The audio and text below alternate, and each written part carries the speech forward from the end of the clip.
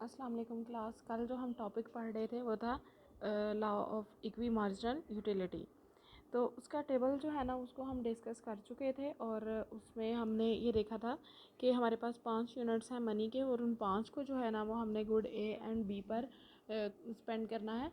तो अभी जो कल हम बात कर रहे थे उसमें ये था मार्जिनल यूटिलिटी पर ए एंड बी हमने कैलकुलेट करनी थी कि अगर हम 3 यूनिट ए पर स्पेंड करते हैं यानी कि 30, 25 और 20 तक, और 2 यूनिट जो है वो बी कमोडिटी पर स्पेंड करते हैं, तो हमारे पास टोटल यूटिलिटी कितनी आती है। तो आंसर हमारे पास आता है दैट इज़ 120 यूटिल्स। अब इसमें जो है ना वो देखने वाली बात ये है कि देखिए, अगर हम सारी मनी जो है ना वो ए पर स्पेंड कर देते हैं तो हमें 100 यूटिलिटी मिलती है। इन केस अगर सारी बी पर स्पेंड करते हैं तो 75 मिलती है। और अगर देखें, अगर इन दोनों का कम्बिनेशन हम चूज़ करते हैं तो फिर जो हमें यूटिलिटी मिलती है दैट इज़ 120, जो कि 100 और 75 दोनों से ज़्यादा है। लेकिन इन केस अगर हम यहाँ पर बात करते हैं मार्जिनल यूटिलिटी की,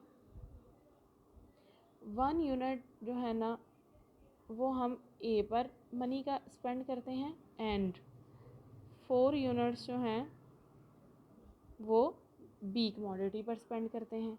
ओके, ए पर अगर हम 1 यूनिट स्पेंड करेंगे तो मार्जिनल यूटिलिटी होगी 30, प्लस 4 यूनिट अगर इस पर करेंगे तो मार्जिनल यूटिलिटी होगी हमारे पास कितनी,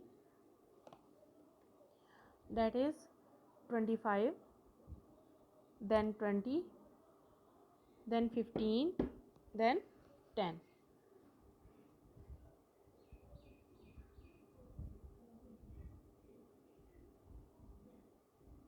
अब इन सबको अगर हम ऐड करेंगे तो हमारे पास जो टोटल यूटिलिटी आएगी वो आएंगे 100 यूटिल्स। लेकिन इन केस अगर हम मार्जिनल यूटिलिटी जो है ना वो 4 यूनिट्स ए पर और 1 यूनिट जो है वो बी पर स्पेंड करते हैं, तब हमारे पास मार्जिनल यूटिलिटी कितनी होगी। ठीक है ना, अगर हम 4 यूनिट ए पर स्पेंड करते हैं तो मार्जिनल यूटिलिटी हमारे पास आएगी 30 प्लस 25 प्लस 20 प्लस 15 और बी पर जो 1 यूनिट प्लस 25। तो इसका टोटल हमारे पास आ जाएगा 115 यूटिल्स। तो अभी आप देखें हमारे पास जो मार्जिनल यूटिलिटी सबसे ज़्यादा है वो कहाँ पर है, वो ये 120 यूटिल्स हैं, जहाँ पर जो है ना वो एफिशिएंटली हमने अपनी मनी को यूज़ किया है। और law of equi marginal utility भी क्या है कि एक कंज्यूमर जो है ना वो अपनी जो उसके पास इनकम है उसको चेंज कर कर के वो इस तरह से खर्च करे कि उसकी हासिल करदा अशिया के जो आखिरी यूनिट्स हैं उनकी मार्जिनल यूटिलिटीज़ आपस में बराबर हों, लेकिन इन तमाम अशिया से हासिल होने वाली टोटल यूटिलिटी वो उसकी मैक्सिमम हो। और ये देखें कि ये हमारी टोटल यूटिलिटी जो है ना वो यहाँ पर मैक्सिमम है। तो लिहाजा हम कहाँ पर ख़र्च करेंगे, हम जो है ना वो 3 यूनिट ए पर मनी के स्पेंड करेंगे और 2 यूनिट मनी के जो है ना वो बी पर स्पेंड करेंगे। फर्दर जो है ना वो इसकी हम डायग्राम बनाएंगे।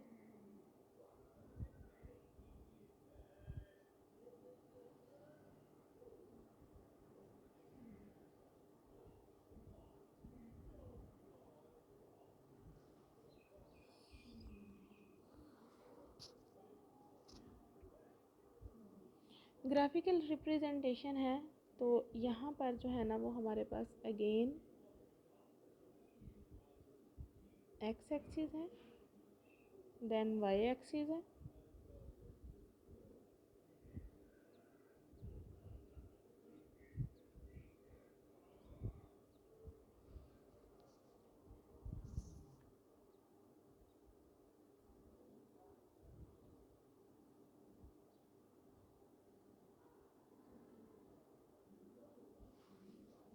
यहाँ पर हमारे पास यूनिट्स ऑफ मनी है,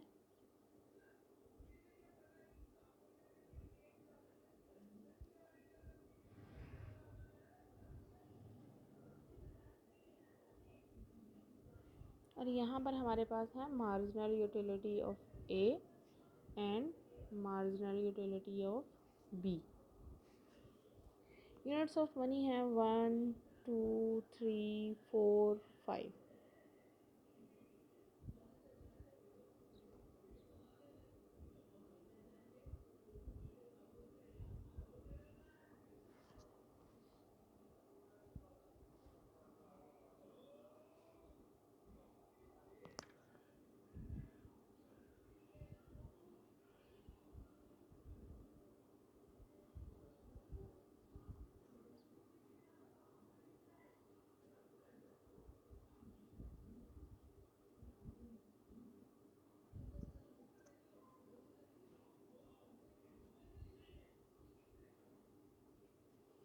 फर्स्ट यूनिट पर हमारे पास कितनी है कमोडिटी, दैट इज़ 30।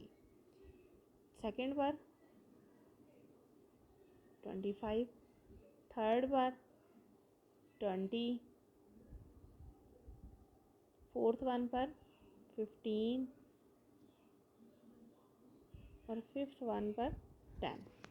इन तमाम यूनिट्स को जो है ना वो कंबाइन करने से हमारे पास क्या आएगा, मार्जिनल यूटिलिटी कर्व आ जाएगा ए का। नेक्स्ट जो है ना वो हम बी के लिए बात करेंगे। फर्स्ट यूनिट पर हमारी कितनी है 25, सेकंड पे 20, थर्ड पे 15 एंड द फोर्थ वन पे 10 एंड अगेन फिफ्थ वन पे 5। अब इन तमाम यूनिट्स को कंबाइन करने से हमारे पास जो मार्जिनल यूटिलिटी कर्व आ जाएगा वो आ जाएगा बी का। ठीक है, ये कर्व जो है वो यहाँ तक आप बना भी सकते हैं क्योंकि इससे पहले भी आपने ड्रा किए हैं, तो आपके लिए कोई जो है ना वो इसमें मुश्किल नहीं आनी चाहिए। अभी हम कहाँ पर परचेज़ कर रहे हैं, ठीक है, हम परचेज़ कर रहे हैं 3 यूनिट गुड ए के, यानी कि 20 पर। हमारी जो यहाँ पर जो है ना वो इतना हम इस ए को परचेज़ कर रहे हैं, ये वाले 3। ठीक है, सिमिलरली हम बी को कहाँ पर परचेज़ कर रहे हैं, उसको भी हम 20 यूनिट पर परचेज़ कर रहे हैं, लेकिन उसके कितने यूनिट्स हैं, कितनी कमोडिटीज़ हैं, 2 हम जो है ना वो यूज़ कर रहे हैं। अब इन केस अगर जो है ना वो हम एक यूनिट छोड़, हमने 5 यूनिट ही कंज्यूम करने हैं ना, हम कहते हैं हम ए को 2 कंज्यूम कर लेते हैं और बी को जो है ना वो हम 3 कंज्यूम कर लेते हैं। ऐसा भी तो पॉसिबल है हमारे पास कि नहीं, ऐसा भी हो सकता है कि हम ये सोचें कि हम एक यूनिट जो है ना वो बी का इंक्रीज़ कर लेते हैं, लेकिन जो है ना वो हमारे पास उसका जो ए का है वो 1 यूनिट हम डिक्रीज़ कर देते हैं। ठीक है, यानी कि हम ये सोचते हैं कि हम इसको जो है ना वो दूसरे यूनिट पर यूज़ कर लेते हैं। यहाँ पर इसका जो 1 यूनिट हमने छोड़ा है ना वो हम इधर ऐड कर लेते हैं, हम इसको इतना कंज्यूम कर लेते हैं 3। ठीक है, अब इन केस होता क्या है, ये जो सारा पोर्शन है ना हमारे पास, जिसको मैं अभी शेडेड पोर्शन कर रही हूँ, इसको हमने छोड़ दिया है, यानी कि ये हमारे लॉस में चला गया है। दिस वन इज़ लॉस, इसको हमने छोड़ दिया है। बट दिस वन, ये जो शेडेड पोर्शन है हमारे पास, ये वाला, इसको हमने हासिल किया है, यानी कि this one is the gain. ठीक है, अब यहाँ पर हो क्या रहा है कि अब जो हमने पोर्शन जो है ना वो छोड़ा है वो कितना है, ठीक है, हमने उसको 25 और 20 यूनिट हमने छोड़े हैं, यानी कि ये आपने 25 का और 20 का डिफरेंस नहीं चेक करना, बल्कि ये ऑलरेडी डिफरेंस है क्योंकि ये मार्जिनल यूटिलिटीज़ हैं। तो हम अगर 20 से वापस 25 तक जाते हैं तो हमने कितने यूनिट छोड़े हैं, 20 यूनिट छोड़े हैं। लेकिन इधर जो है ना वो हम 20 से 15 पर आते हैं तो हमने कितना गेन किया है, 15 गेन किया है, यानी कि यहाँ पर जो हमारा लॉस है वो 20 यूनिट्स है और यहाँ पर जो हमारा गेन है दैट इज़ 15 यूनिट्स।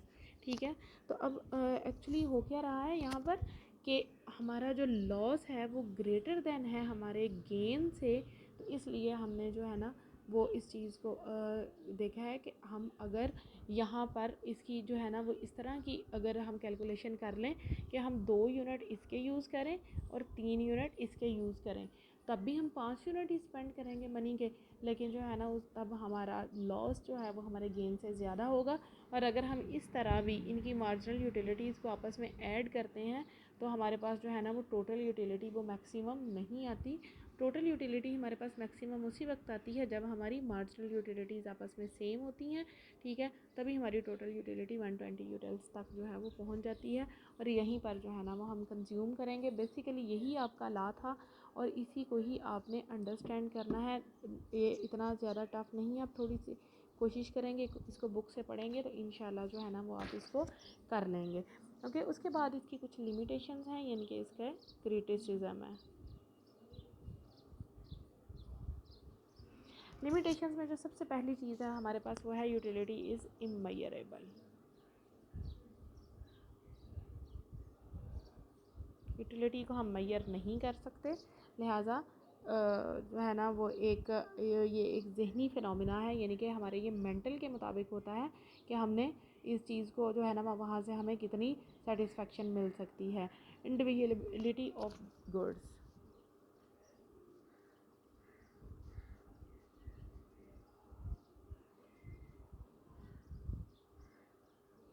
कुछ चीज़ें ऐसी होती हैं जिन्हें हम डिवाइड नहीं कर सकते।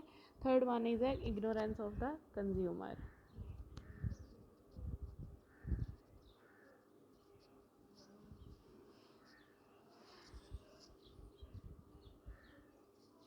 कंज्यूमर जो है ना वो इग्नोरेंट भी होता है, यानी कि रैशनल कंज्यूमर हो हर दफ़ा ये चीज़ ठीक नहीं है। केयरलेसनेस ऑफ कंज्यूमर, कंज्यूमर बाज़ात केयरलेस भी होता है और वो चीज़ों को इतनी अच्छी तरह से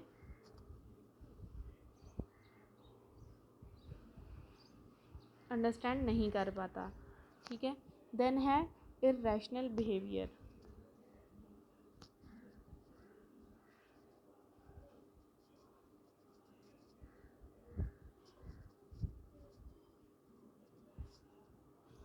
अगेन वही बात कि हर दफ़ा उसके डिसीजन रैशनल हो, इट्स नॉट ट्रू। देन है टाइम पीरियड।